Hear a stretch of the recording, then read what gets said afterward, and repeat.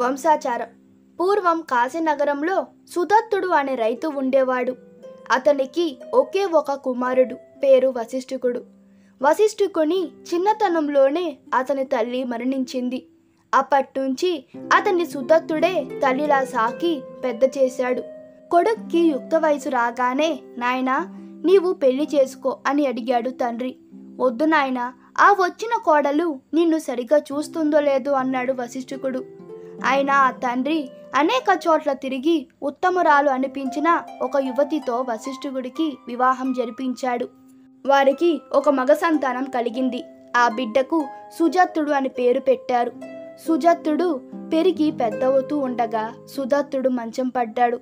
ఇక సేవలు చేయడం వ్యర్థమని అతని కోడలికి అనిపించింది. ఆయన ఒకటి చేయమంటే మరొకటి చేసేది. మామ కోడల తగువులు పెరిగిపోయాయి. చివరకు వశిష్ఠికుడు కూడా భార్య చెప్పుడు మాటలు విని తండ్రిని దూషించడం మొదలుపెట్టాడు. కానీ సుజత్తుడు మాత్రం తాత పట్ల ప్రేమతో ఉండేవాడు. మనమన్ని చూసుకొని కొడుకు కోడల తిట్లను సుదత్తుడు భరించేవాడు. అతని కోడలు ఒక రోజున భర్తతో, మీ నాన్నగారి పీడను వదిలించుకోవాలని చెప్పింది. ఎలా అని అడిగాడు వశిష్ఠికుడు. మీ నాన్నను ఏదో పని మీద పొరుగురికి తీసుకెళ్ళండి. దారిలో అడవి సమీపంలోని శ్మశానానికి రాగానే దొంగలు దొంగలు అని అరిచి రాతితో మీ నాన్న తలపై కొట్టండి. ఆ శ్మశానంలోనే పాతేసి వచ్చేయండి అని తన పథకం చెప్పింది. ధైర్యం నూరిపోసింది. భార్య చెప్పినట్టే వశిష్ఠికుడు మరునాడు తెల్లారవక ముందే బండి కట్టి తండ్రిని తీసుకుపోవడానికి సిద్ధమయ్యాడు. ఇంతలో సుజత్తుడు కూడా లేచి వచ్చి బండి ఎక్కాడు. నేను వస్తానని మారం చేశాడు. చేసేది లేక సుజత్తుని కూడా వెంట తీసుకొని బండి ముందున తొట్టెలో పడుకోబెట్టాడు. బండి ప్రయాణం సాగింది. శ్మశానం దగ్గరకు చేరింది.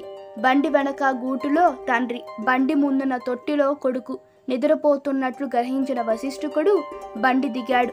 పలుగు పార తీసుకొని శ్మశానంలో గొయ్యి తీయడం మొదలుపెట్టాడు.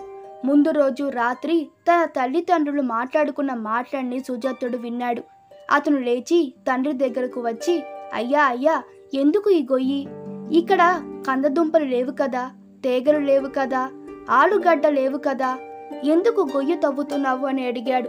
నాయనా, మీ తాత నాకు పీడగా తయారయ్యాడు, రోగిష్టివాడయ్యాడు, కాబట్టి మీ తాతను చంపి పాతేయడానికే ఈ గొయ్యి అన్నాడు వశిష్ఠికుడు.